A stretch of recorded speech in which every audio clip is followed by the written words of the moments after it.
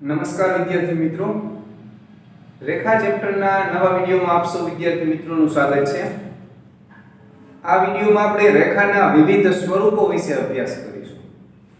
રેખાનું પ્રમાણિત સમીકરણ એ x + by + c = 0 છે। a² + b² ≠ 0 એટલે કે a અને b એક સાથે શૂન્ય ન હોઈ શકે, કારણ કે a અને b શૂન્ય હોય તો અંદર ચલ x અને y દેખાય જ નહીં। એટલે રેખાનું સમીકરણ કેવું હોય તો આ ટાઈપનું હોય, એટલે કે 3x + 4y + 12 0, x + 7y + 8 0। આ બધા રેખાના સમીકરણ છે। હવે રેખાના વિવિધ સ્વરૂપોમાં આપણે શું અભ્યાસ કરવાનો છે? તો રેખા મેળવવાની અલગ અલગ રીતોનો અભ્યાસ કરવાનો છે, કે આવી વસ્તુ જો આપી હોય તો આ રીત અપનાવવાની, આવી વસ્તુ જો આપી હોય તો આ રીત અપનાવવાની। ધારો કે તમને એમ કહે કે રેખા પરના બે બિંદુ આપે, બે બિંદુના યામ આપે, અને રેખાનું સમીકરણ કઈ રીતે મળે? તો એનું એક સમીકરણ અંદર આવશે। ધારો કે એક બિંદુ આપે અને ઢાળ આપે, તો રેખાનું સમીકરણ કઈ રીતે મળે એની અંદર વાત આવશે। બંને અંતઃખંડ આપે, અંતઃખંડ એટલે શું એ તમારા માટે પરિચિત શબ્દ નથી, એનો અભ્યાસ આપણે કરીશું, તો એની રીત અંદર આવશે। આમ વિવિધ કુલ 5 સ્વરૂપો છે, આપણે ગણીશું। બે બિંદુ સ્વરૂપ,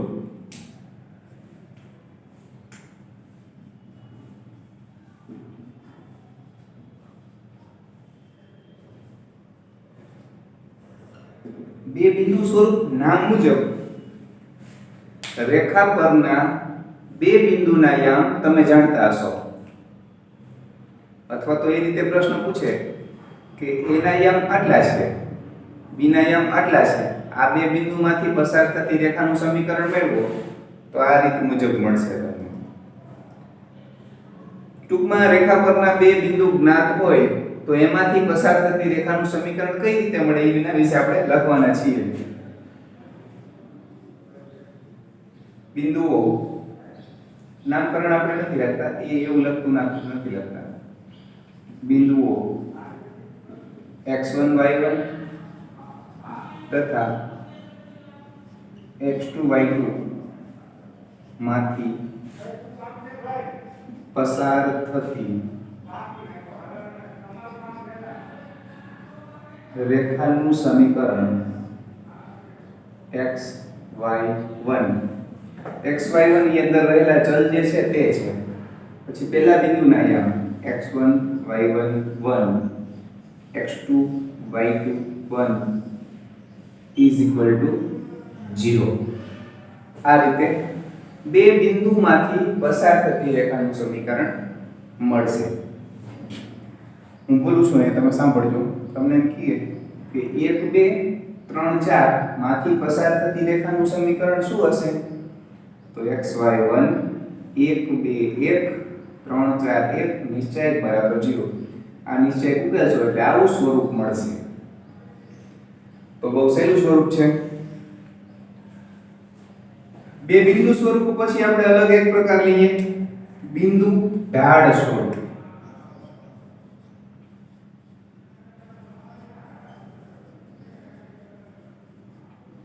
તો નામને આધારે તમને ખબર પડી ગઈ હશે કે આ સ્વરૂપની અંદર તમને રેખા પરનું એક બિંદુ આપ્યું હશે અને રેખાનો ઢાળ આપ્યો હશે, તો એની મદદથી કઈ રીતે મળે?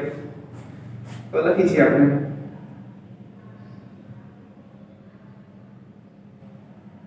x1 y1 માંથી પસાર થતી, અલગ રંગ રાખી,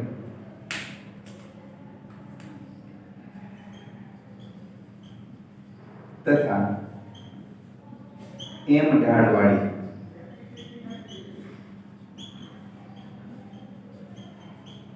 રેખાનું સમીકરણ। અલગ અલગ આપણી પાસે આમ પાના પકડનો સેટ છે, તમારે કયા નંબરનું પાનું વાપરવાનું છે ને એ યાદ રાખવાનું છે વિદ્યાર્થી મિત્રો। બિંદુ એક હોય અને ઢાળ એક હોય તો આ y - y1 બરાબર m કૌંસમાં x - x હોય।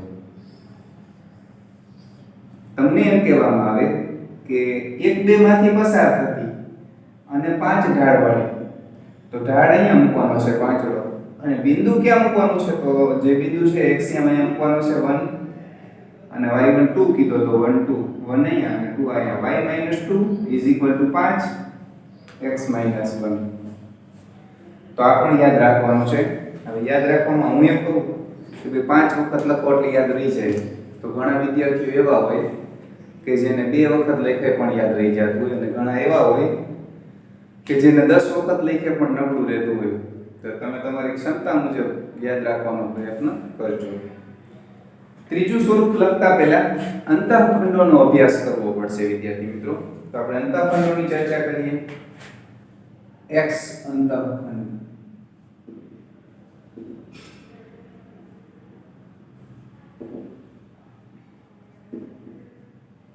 જો રેખા x અક્ષને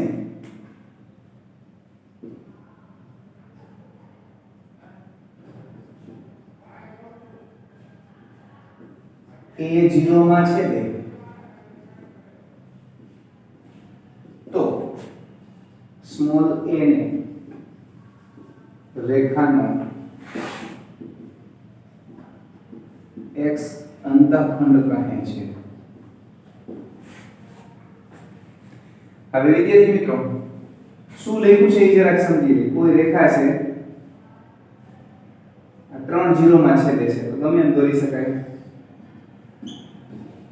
3 0 માં છેદે છે ને એટલે આ રેખાનો x અંતઃખંડ 3 થશે. x અક્ષને જે બિંદુમાં છેદે તે બિંદુનો એક્સિયમ રેખાનો x અંતઃખંડ થાય.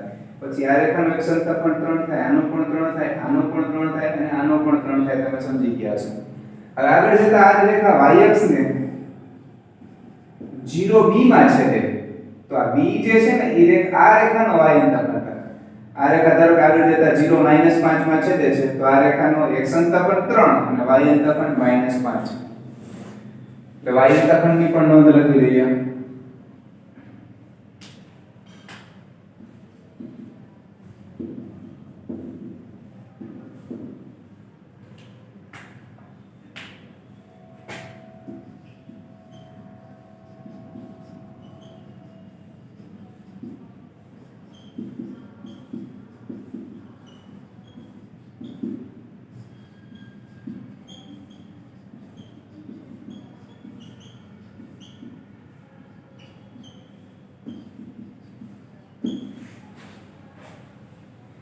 હવે તમને એમ કહેવામાં આવે કે રેખાનો x અંતઃખંડ 2 છે તો તમે એવું કહી શકશો કે આ રેખા x અક્ષને 2 0 માં છેદતી હશે. તમને એમ કહેવામાં આવે કે રેખાનો y અંતઃખંડ 3 છે તો તમે એમ કહી શકશો રેખા y અક્ષને 0 3 માં છેદતી હશે. હવે એના પછીનું સ્વરૂપ બે બિંદુ સ્વરૂપ, બિંદુ ઢાળ સ્વરૂપ, ત્યારબાદ બંને અંતઃખંડ સ્વરૂપ.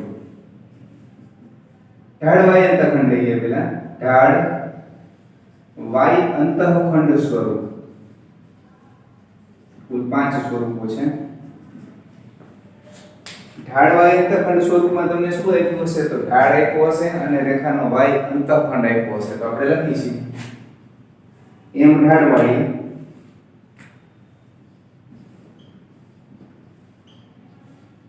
તથા y અંતઃખંડ c હોય, ગમે તે રાખી શકાય, આપણે c રાખશું, તેવી રેખાનું સમીકરણ y બરાબર mx c. તો એકદમ નાનું સ્વરૂપ છે. તમારે આમાં સ્વરૂપની અંદર બે કિંમત મૂકવાની હોય છે, m ની અને x ની. m શું છે? તો રેખાનો ઢાળ છે. c શું? c રેખાનો y અંતઃખંડ છે. બે બિંદુ આપ્યો ત્યારે એનો ઉપયોગ ન થઈ શકે. જે વસ્તુ તમને માહિતી આપી હોય એને આધારે તમારે એનું સ્વરૂપ પસંદ કરવાનું હોય. તમને બે બિંદુ આપ્યા હોય તો આ સ્વરૂપ પસંદ કરવાનું. બિંદુ ઢાળ આ ઢાળ અને y અંતઃખંડ આપ્યું તો તમને એમ કહેવામાં આવે કે રેખાનો ઢાળ 5 છે અને y અંતઃખંડ 3 છે. ઢાળ 5 છે, y અંતઃખંડ 3 છે, તો રેખાનું સમીકરણ y બરાબર 5x + 3. તમને આ બધા અલગ અલગ કેમ છે? તો બધા અલગ નથી, બધા સરખા જ છે. બંને અંતઃખંડ સ્વરૂપ. તો નામ મુજબ તમને બે અંતઃખંડ આપ્યા હોય, x અંતઃખંડ અને y અંતઃખંડ આટલા છે, તો રેખાનું સમીકરણ કઈ રીતે મળે? તો લખીએ આપણે રેખાનો x અંતઃખંડ a હોય તથા y અંતઃખંડ b હોય તેવી રેખાનું સમીકરણ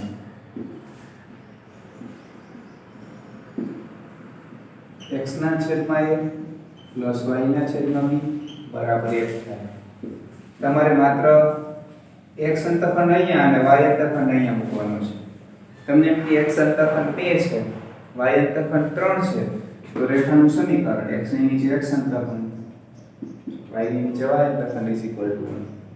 તમને એમ થાય કે મારે થોડુંક જુદી રીતે વિચારવું તો x અંતઃખંડ 2 છે એટલે x અક્ષને 2 0 માં છેદે, 2 0 માં છેદે એટલે બીજા શબ્દોમાં એમ કહી શકાય કે આ બિંદુમાંથી પસાર થાય, અને y અંતઃખંડ 3 છે એટલે 0 3 માંથી પસાર થાય. તો મારે બે બિંદુ સ્વરૂપ ગણવું હોય તો તમે એ રીતે ગણશો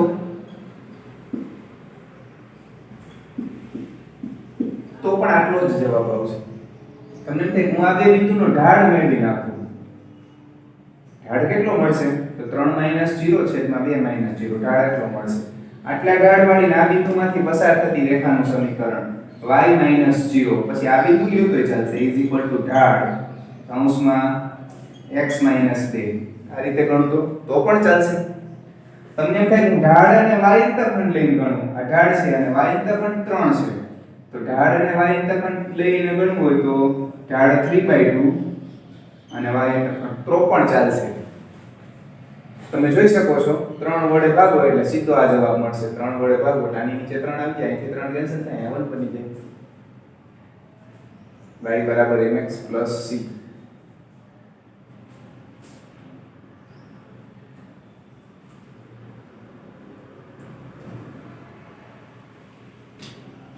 તો આ રીતે ગણી શકાય.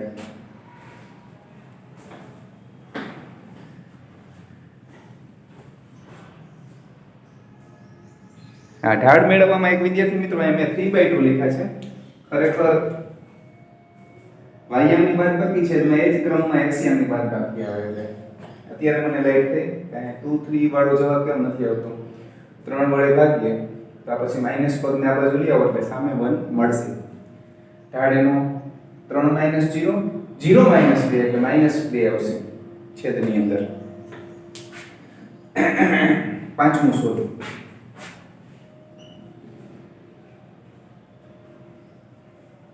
p આલ્ફા શોધો.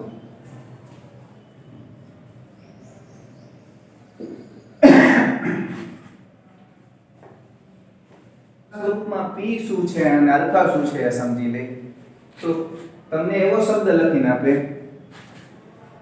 કે ઉગમ બિંદુમાંથી રેખા પર દોરેલા લંબની લંબાઈ.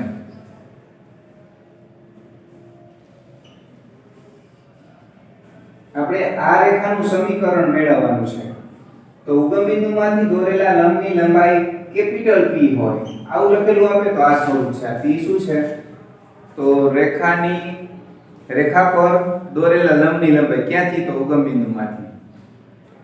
અથવા તો એમ લખે કે રેખા પર ઉગમ બિંદુમાંથી દોરેલા લંબ રેખાખંડનું માપ એટલે લંબની લંબાઈ જ થાય. આલ્ફા શું છે વિદ્યાર્થી મિત્રો? તો આ લંબ રેખાખંડ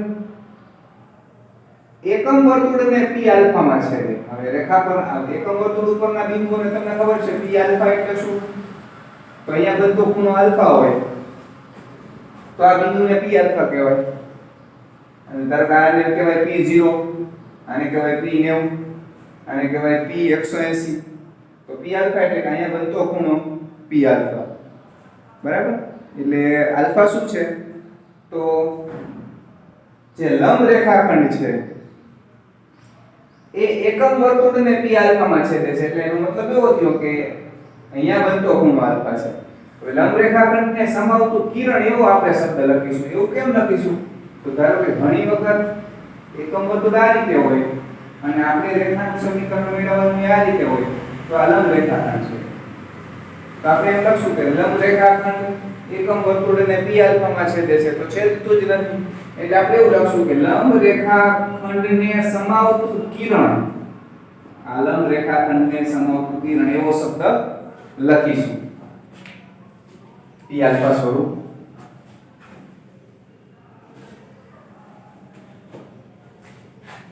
છેલ્લું સ્વરૂપ છે રેખા પર ઉગમ બિંદુમાંથી દોરેલા લંબની લંબાઈ.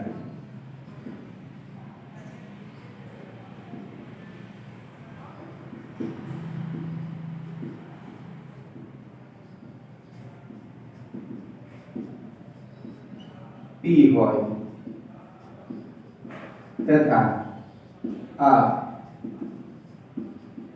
લંબ રેખાખંડને સમાવતું કિરણ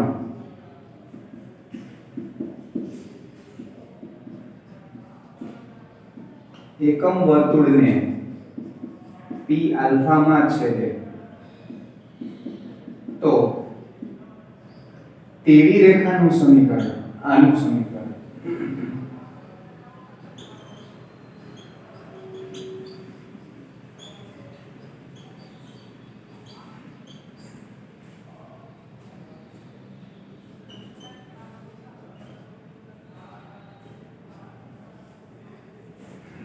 તમારે શું મૂકવાનું હોય તો તમારે લંબ રેખાખંડની લંબાઈ અહીંયા મૂકવાની હોય અને આલ્ફા અહીંયા મૂકવાનો હોય બે જગ્યાએ.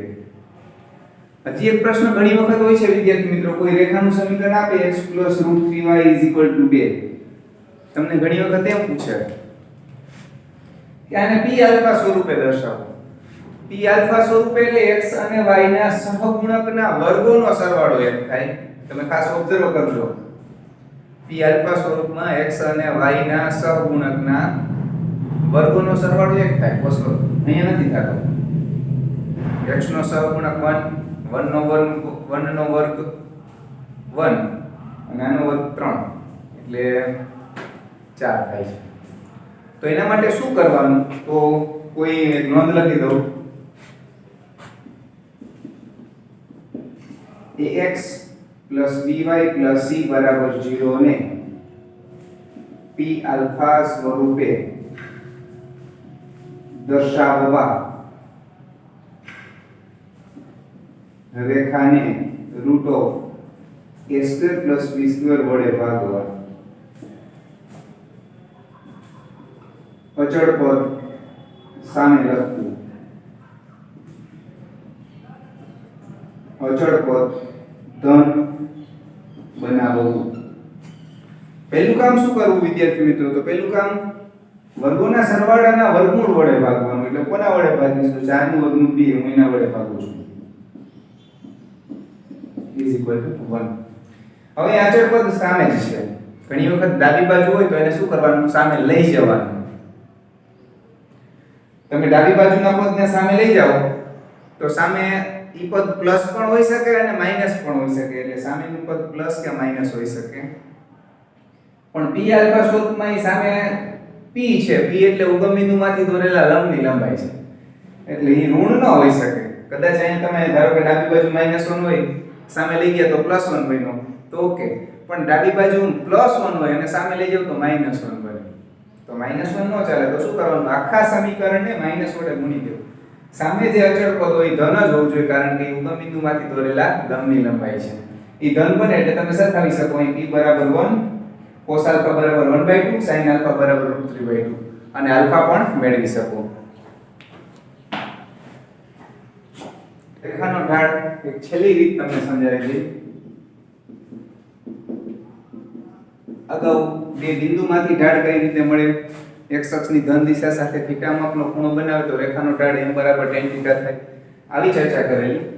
હવે રેખાનું સમીકરણ આપ્યું હોય, રેખા ax + by + c = 0 નો ઢાળ કઈ રીતે મળે સમીકરણમાંથી? તો -a/b એટલે કે x નો સહગુણક ભાગ્યા y નો સહગુણક. આનો ઢાળ લખવો હોય તો -1/√3. એટલે એકદમ સહેલું સ્વરૂપ છે અને આ ત્રીજું સ્વરૂપ છે. ઢાળ મેળવવાની ત્રીજી રીત છે. હજી એક વાત લખી લે વિદ્યાર્થી મિત્રો. રેખા ax plus by plus c બરાબર 0 નો x અંતઃખંડ. x અંતઃખંડ કઈ રીતે મળે? તો x અક્ષને છેદે ત્યાંથી મળવાનો છે, અને આપણે જાણીએ છીએ x અક્ષને છેદે ત્યાં y આમ 0 હોય, આમાં y બરાબર 0 મૂકી દઈએ તો તમને x મળશે -c/a. y અંતઃખંડ કેટલો મળશે? તો yx ને છેદે ત્યાં મળે, ત્યાં x 0 હોય, -c/b. એટલે x અંતઃખંડ અને y અંતઃખંડ તમે યાદ રાખી શકો છો આ રીતે. ધારો કે આ રીતે રેખા આપી છે, તમે જાણો છો આનું x અંતઃખંડ a છે અને y અંતઃખંડ b છે, તો હું એને આ સ્વરૂપે લખું છું. હવે મારે x અંતઃખંડ જોતો હોય તો -c, c એટલે અચળ પદ, છેદમાં x અંતઃખંડ જોતો હોય તો x નો સહગુણક. હવે છેદનો છેદ અંશમાં જાય, માઈનસ માઈનસ પ્લસ એટલે a મળશે. y અંતઃખંડ જોતો હોય તો માઈનસ અચળ પદ -1 છેદમાં y નો સહગુણક મને b મળશે. એટલે x અંતઃખંડ અને y અંતઃખંડ રેખાનો ઢાળ સમીકરણમાંથી ડાયરેક્ટ કઈ રીતે મળે એ તમે જાણો છો. તો ઢાળ કોના પર આધારિત છે વિદ્યાર્થી મિત્રો? તો ઢાળ x અને y ના સહગુણક પર આધારિત છે. તો સમાંતર રેખાના ઢાળ સમાન હોય તમે જાણો છો. આ બંનેના ઢાળ કેવા હોય? સરખા હશે, કારણ કે સમાંતર છે. તો આના સમીકરણમાં પણ x અને y ના સહગુણક સમાન હશે. તો આપણે લખશું સમાંતર રેખાઓની સહંતિનું સમીકરણ.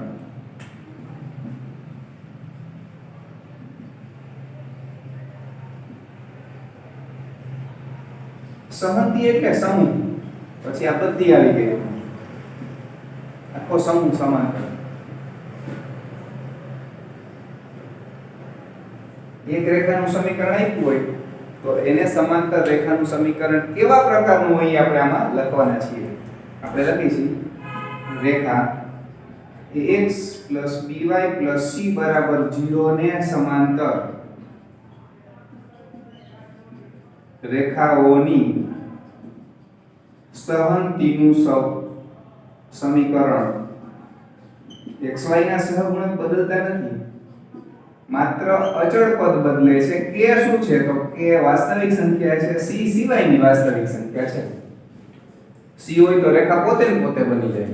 એટલે સમાંતર રેખાના સમીકરણ કેવા હોય? તો 2x 3y 1 બરાબર 0 હોય તો એને સમાંતર હોય એના પછી અહીંયા કોઈ અન્ય સંખ્યા હોય, તમને તો એક જ મળે ને અસંખ્ય મળશે સમાંતર રેખાઓ. લંબની વાત કરીએ, રેખાનું ઢાળ xy ના સહગુણક ઉપર આધારિત છે. આપણે જાણીએ છીએ કે બે રેખા લંબ હોય તો ઢાળનો ગુણાકાર -1 થાય. તો લંબ રેખાનો એમાં ઉપયોગ ક્યાં થઈ શકે? તો આપણે એની અદલાબદલી કરીએ અને એકની નિશાની બદલાવીએ એટલે લંબ રેખાનો ઢાળ મળે. આનો ઢાળ -a/b છે, તો એને લંબ રેખાનો ઢાળ કેટલો મળે? તો વિરોધીનો વ્યસ્ત b/a મળે.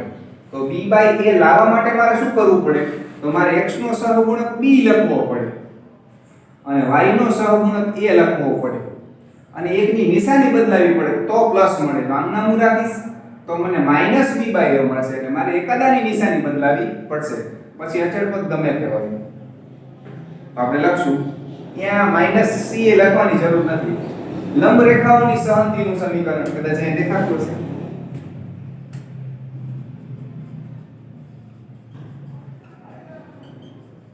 મતલબ આપણે શું લખીશું? તો એક રેખાનું સમીકરણ આપ્યું હોય તો એને લંબ રેખાનું સમીકરણ કેવા પ્રકારનું હોય લખીશું.